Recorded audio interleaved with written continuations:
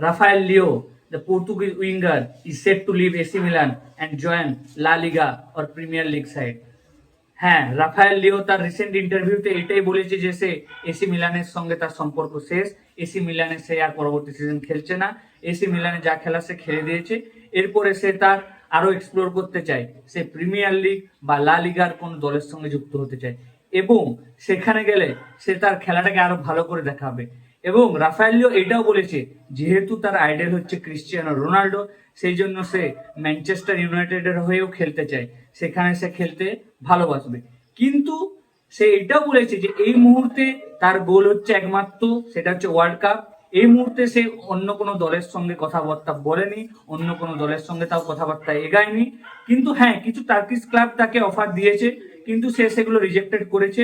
তার টার্গেট হচ্ছে premier league, সে premier লিগের হয়ে খেলতে চায়। কিন্তু হ্যাঁ, লালিগা অপশনে আছে, বাট লালিগার থেকে বেশি টার্গেট তার প্রিমিয়ার লিগ। কিন্তু এই মুহূর্তে তার মেইন টার্গেট হচ্ছে ওয়ার্ল্ড কাপ, পর্তুগালের সঙ্গে সে ওয়ার্ল্ড কাপ জিততে চায়। তো যাই হোক, আমরা ওয়ার্ল্ড কাপের পর দেখতেই পাবো রাফায়েল লিও কেমন পারফরমেন্স করে এবং তার পারফরমেন্সের উপর নির্ভর করে কোন কোন ক্লাব তাকে অফার দেয়।